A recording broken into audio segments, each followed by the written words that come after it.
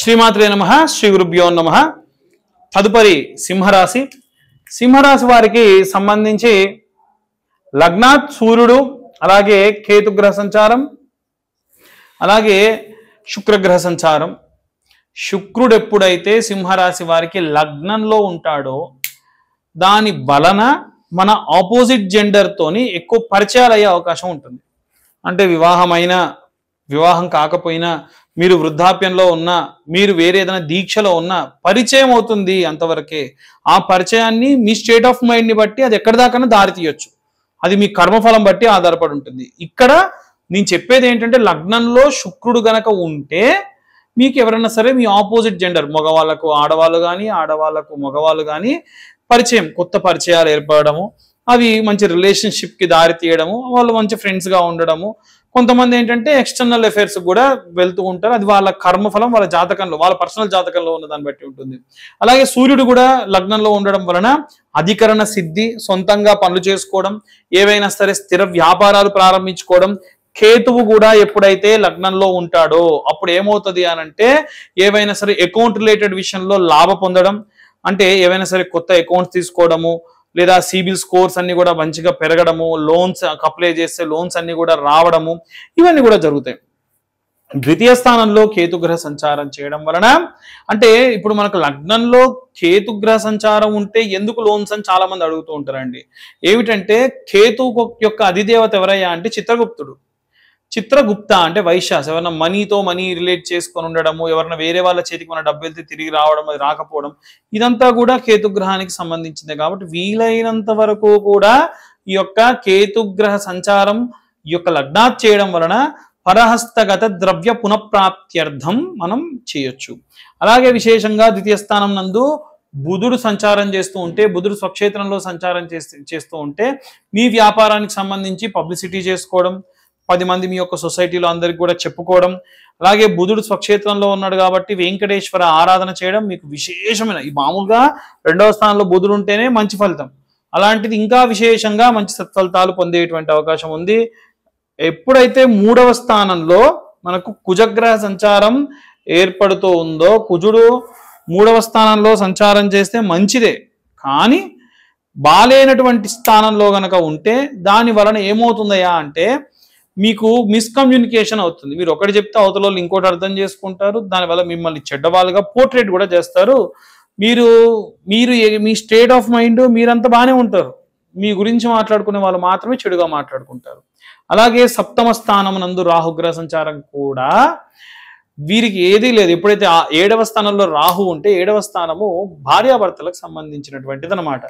అంటే భర్తను భార్య, భార్యను భర్త అనుమానించడం. మగవాళ్ళని ఆడవాళ్ళు అనుమానిస్తే పర్లేదండి, వాళ్ళు ఓకే. అదే ఆడవాళ్ళని అనుమానిస్తే వాడు పెద్ద సైకో అని చెప్పి పోర్ట్రేట్ చేస్తారు.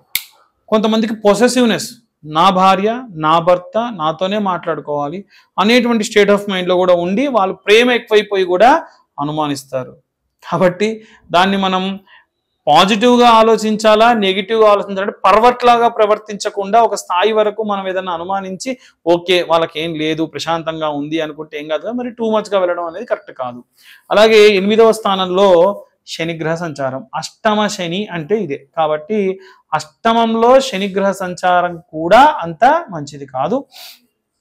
వీలైనంత వరకు కూడా అష్టమ శని ఉన్నప్పుడు బైక్ డ్రైవింగ్లు కానీ, ఏవైనా దూర ప్రాంతాలు ప్రయాణం చేయడం కానీ, ఆల్కహాల్ సేవించి డ్రైవింగ్ చేయడం కానీ, ఆల్కహాల్ సేవించి పోలీసులకు పట్టుబట్టడం కానీ, లేదా ఏదైనా సరే ఒక కొండ ప్రాంతాలకు వెళ్ళడం కానీ, ట్రెక్కింగ్ చేస్తుంటే కింద పడి దెబ్బలు తగలడం కానీ, ఫ్రాక్చర్స్ అవ్వడం కానీ, ఇవన్నీట్లో ఏవైనా జరగచ్చు. ఇవన్నీ జరుగుతాయి, అన్నిట్లో ఏవైనా జరగచ్చు.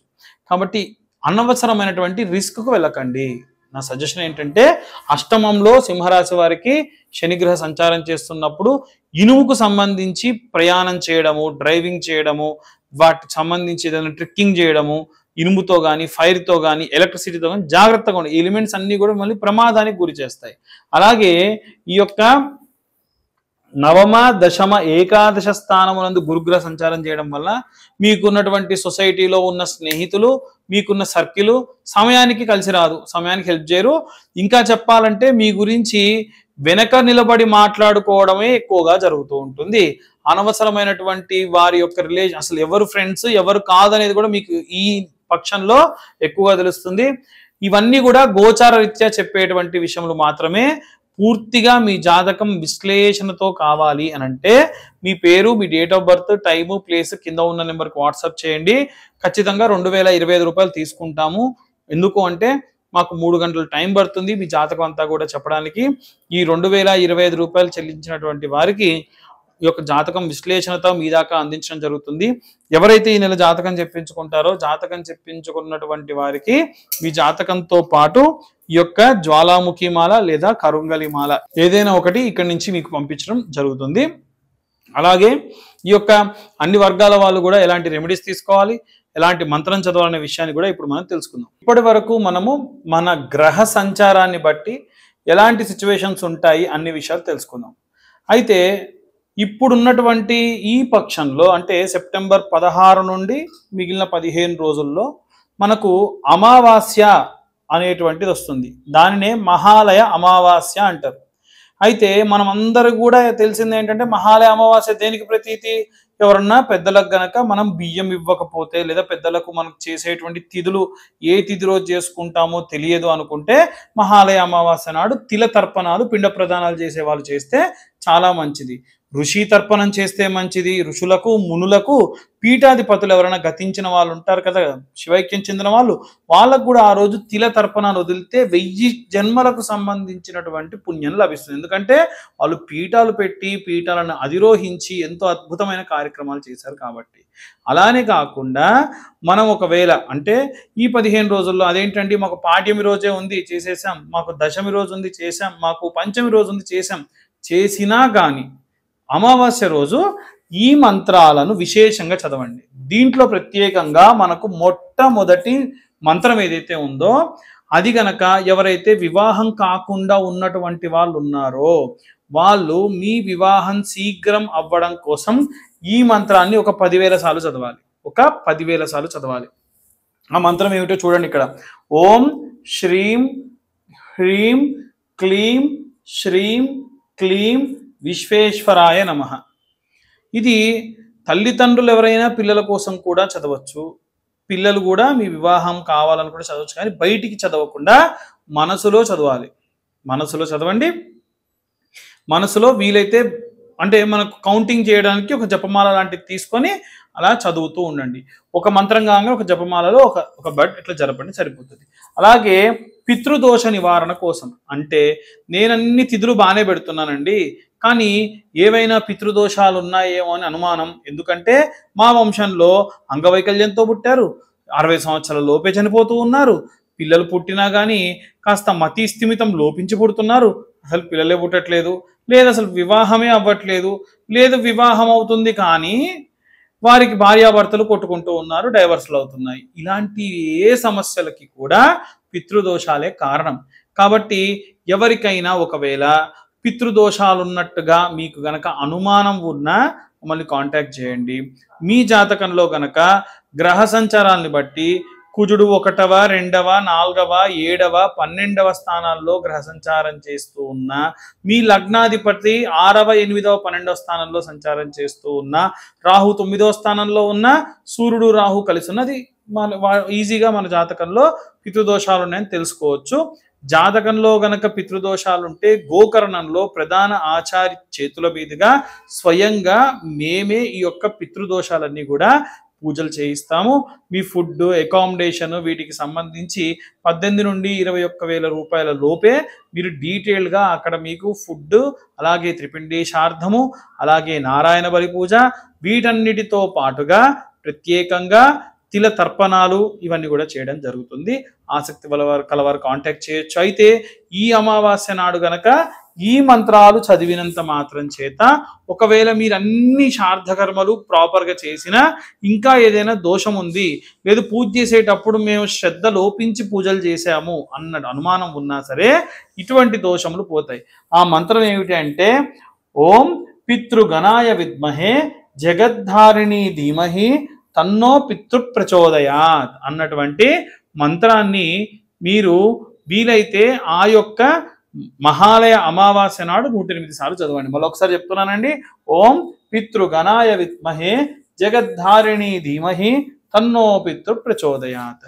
ఈ మంత్రంతో పాటు కాకుండా ఇంకేమైనా, ఉదాహరణకు మా అన్నగారు చేశారు కదా అని చెప్పి నేను వెళ్ళలేదండి, మా అన్నకు నాకు పడదు, మరి నువ్వెందుకు చేయలేదయ్యా, మీ ఇంట్లో మీరు చేయొచ్చుగా శ్రాద్ధకర్మలు అంటే, మా అన్నయ్య చేశాడుగా ఇంకా నేను ఎందుకు చేయాలి అంటే, తల్లిదండ్రులు అన్నం పెట్టినప్పుడు మనకు కూడా పెట్టారుగా, అన్నయ్య ఒక్కడికే పెట్టలేదుగా, మరి మనం మన తల్లిదండ్రులకు అన్నం పెట్టొద్దా, పెట్టాలి కదా. అలాంటి దోషాలు ఉంటే ఏమైనా పోవాలి అంటే ఈ మంత్రం చదవాలి.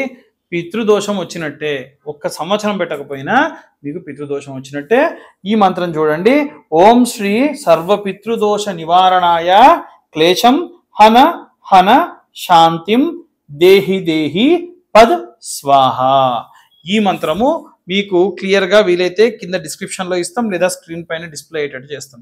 మీ అందరికీ కూడా నేను ఒక మాట ఇచ్చా కదా వీడియో స్టార్టింగ్లో, ఎవరైనా సరే వేరే వాళ్ళ చేతికి డబ్బులు ఇచ్చామండి, ఆ డబ్బులు మళ్ళీ తిరిగి రావాలి, మాకు డబ్బులు రావట్లేదు అన్న ఇబ్బందితో ఉంటే మీకు వీడియో ఎండింగ్లో చెప్తా అని చెప్పాగా, ఆ మంత్రం ఏమిటో చెప్తా, బాగా వినండి.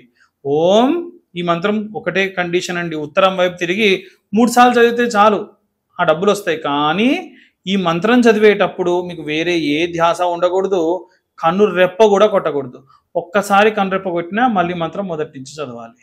అయితే ఈ మంత్రము 3 సార్లు చదవమన్నా కాబట్టి ఒకసారి పూర్తయిన తర్వాతకి కాకపోతే కళ్ళు మూసుకోండి, కళ్ళు నలుపుకోండి, మళ్ళీ అలా కళ్ళు తెరిచి కన్ను కొట్టకుండా, ఇట్లా రెప్ప కూడా కొట్టకుండా మంత్రం చదవాలి.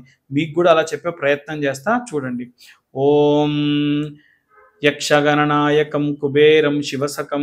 నా వల్ల కావట్లేదండి, కానీ మంత్రం మాత్రం చెప్తున్నా చూడండి. ఓం యక్షగణనాయకం కుబేరం శివసకం ఉత్తర దిగ్భాగే వసికం సర్వ సంపద ప్రదాయకం నమామి మమ సర్వదా ప్రసన్నకరం సిద్ధిం దేహి మే నమమాం.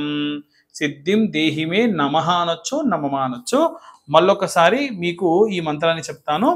ఓం యక్షగణనాయకం కుబేరం శివసకం ఉత్తర దిగ్భాగే వసికం సర్వ సంపద ప్రదాయకం నమామి మమ సర్వదా ప్రసన్నకరం సిద్ధిం దేహి మే నమః. మళ్ళొకసారి చెప్తానండి. ఓం యక్షగణనాయకం కుబేరం శివసకం ఉత్తర దిగ్భాగే వసికం సర్వ సంపద ప్రదాయకం నమామి మమ సర్వదా ప్రసన్నకరం సిద్ధిం దేహి మే నమః, లేదా నమః.